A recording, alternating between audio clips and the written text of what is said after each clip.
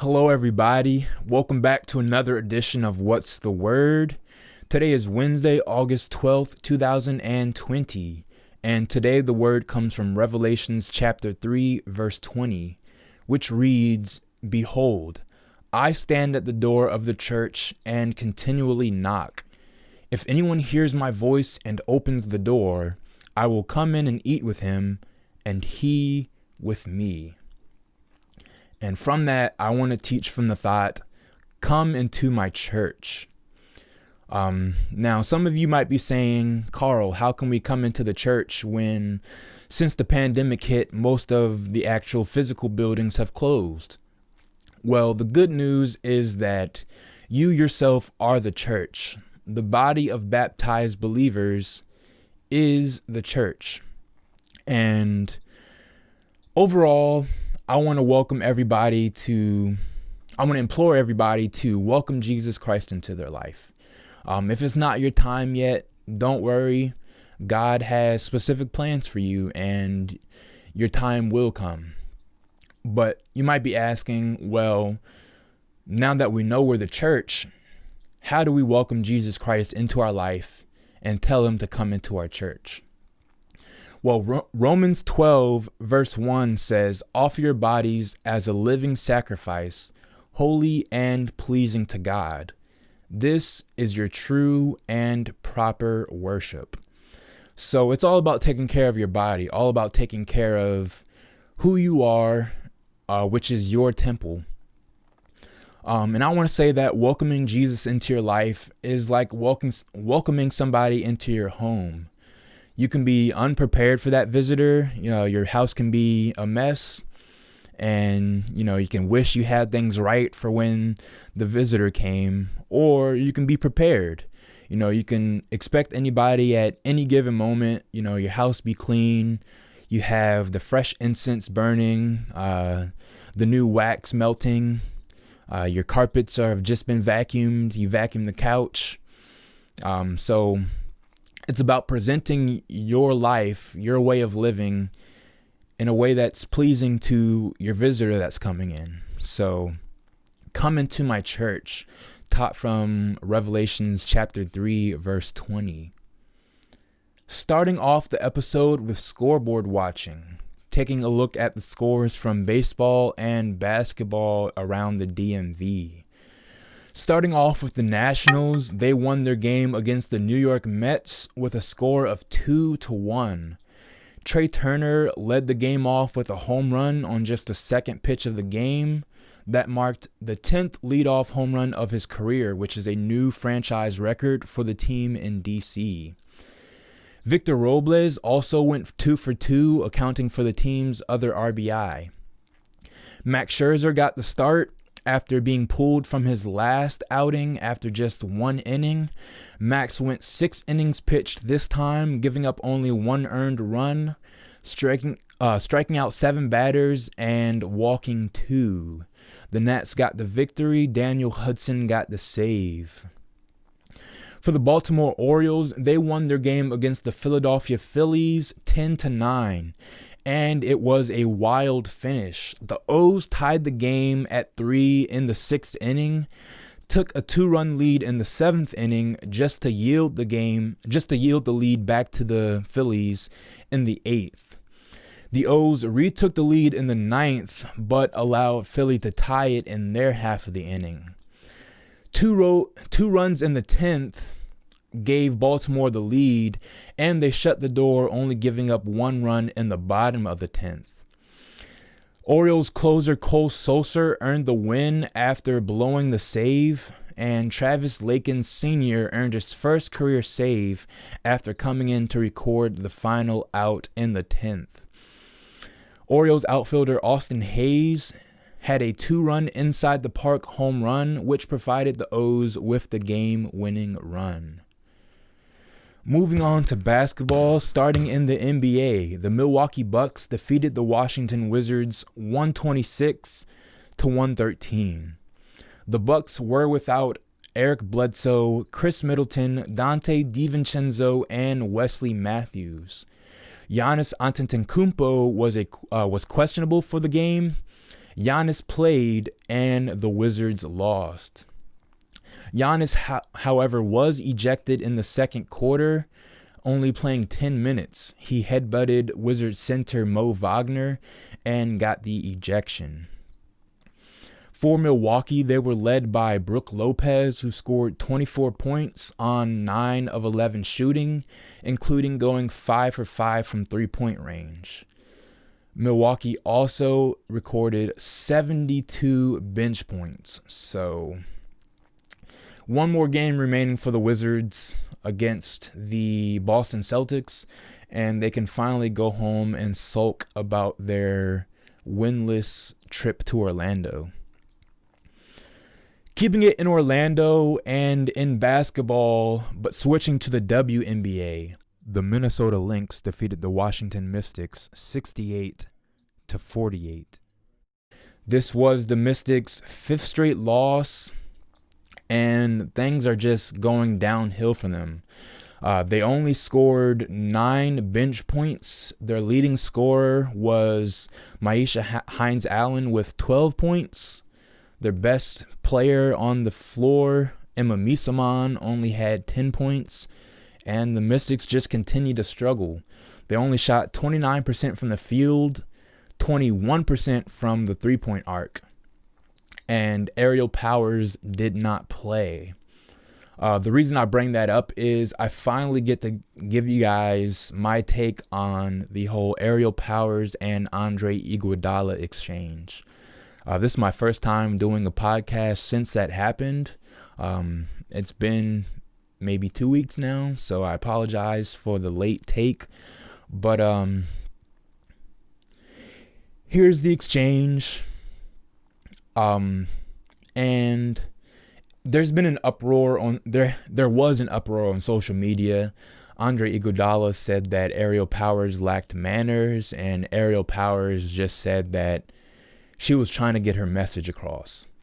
I will say that the approach could have been better. I don't think everything has to be on social media, and I think there could have been a more respectful approach to her message, but the message still stands.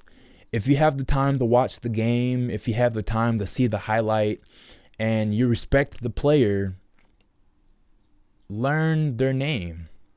And it goes bigger for women with the Say Her Name movement.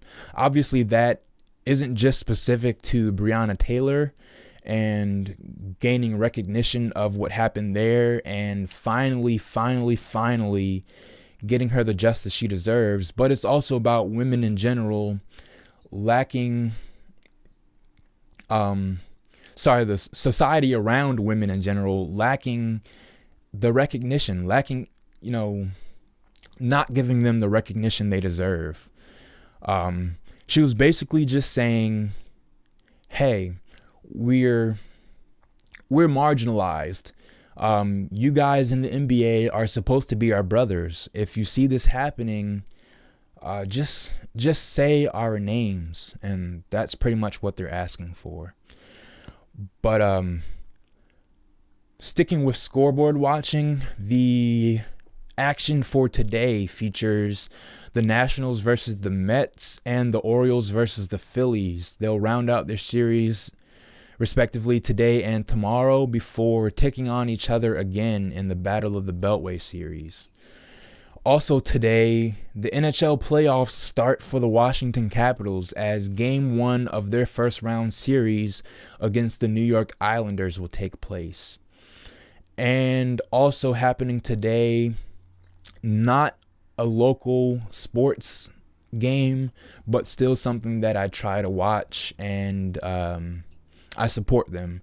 Paris Saint-Germain, PSG taking on Atalanta in the Champions League quarterfinals. Going straight into the news portion of today's episode, starting in Major League Soccer, the league announced their plan and schedule for resuming regular season play in each club's home market. But before I get to that, the MLS's Back tournament held in Orlando came to a conclusion last night, with the Portland Timbers defeating Orlando City SC by a score of 2-1. Pretty much expected. Orlando City SC came into the match as the underdog. Last season, they were the 22nd out of 24th worst team in the league, so it was a surprise to see them even advance this far. But for Portland, they will get the 2021 CONCACAF Champions nod, and they will be seen in that next year. But moving back to the regular season announcement, before that can happen, the two teams that didn't make it into the MLS's back tournament because of coronavirus concerns, FC Dallas and Nashville SC, will make up their 3 missed regular season games against one another. The first of those matches taking place today, the second taking place on the 16th, and the third taking place on a date to be determined. But for Major League Soccer's announcement, they will hold 18 more regular season matches for each club, with that being broken down into phases. The first phase starting today with Nashville and FC Dallas's match. The first phase will include 6 matches against regional opponents. So the league broke down its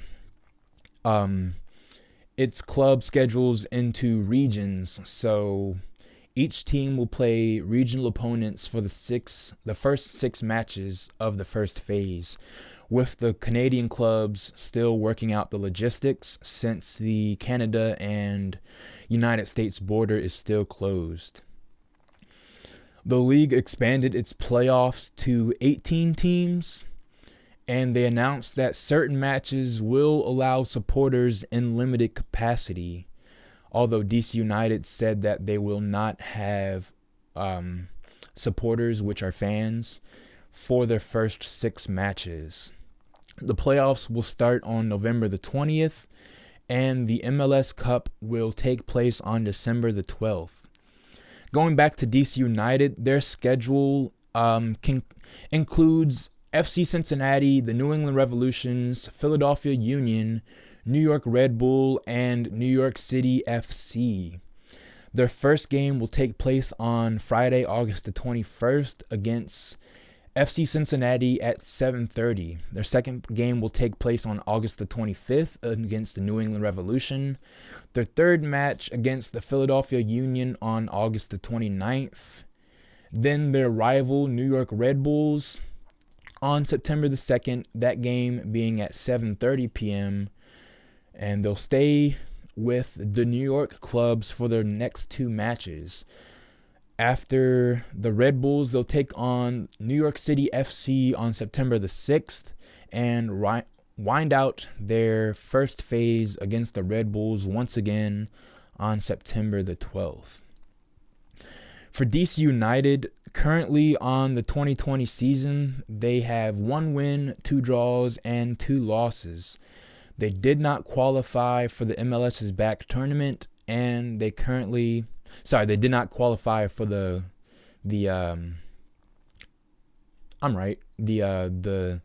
MLS's back tournament. So the first 3 matches that they did play counted as the regular season, and they did not make it into the qualifying rounds.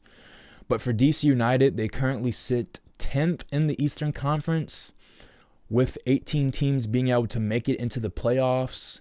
That means 9 teams from each conference. So DC United currently sits 1 spot out of the playoffs. But here's how the rest of their regional matchups look. Philadelphia is 2-1. They were eliminated in the semifinals of the MLS's back tournament. New York Red Bulls are 2-1-2. They didn't qualify as well as DC United. Cincinnati has 2 wins and 3 losses. They were eliminated in the round of 16, as were the New England Revolution, who are 1-3-1. And New York City FC were eliminated in the quarterfinals. They only have 1 win on the season with 4 losses. As I mentioned earlier, the Stanley Cup playoffs are set, and the Washington Capitals will be taking on the New York Islanders. That is a best of 7 series, with the first game taking place today at 3 p.m. Capitals center Lars Eller is out for that game. He missed the seeding round robin after the birth of his child. He will be working to get back for the rest of the series, but he will miss game 1. As for John Carlson, the Capitals' Norris Trophy finalist, their top defenseman and one of the top defensemen in the league, he is a game-time decision. Hopefully he will play. He means a lot for the squad. They went 1-2 in their seeding round robins without him. He is a big factor. Hopefully they will get him back for this game, and he'll be healthy for the remainder of the series. As for the Capitals and Islanders for the 2019-2020 season, they split 2-2. Washington taking 2 games and New York taking 2 games. So it'll be a pretty even series. The first game, as I mentioned, taking place today. The next game taking place on Friday the 14th, followed by Sunday the 16th and Tuesday the 18th for all the necessary games. If the series goes further than 4, we will see games take place on August the 20th, August the 22nd, and August the 23rd. Moving on to college football. Well, not just college football, but college sports in general, where the Big Ten, the conference housing Maryland, and the Pac-12 announced that there will be no sports for the remainder of the 2020 season. Meanwhile, the other Power 5 conferences, the SEC, the ACC, and the Big 12, still plan on having fall football seasons, so we'll see how that works out.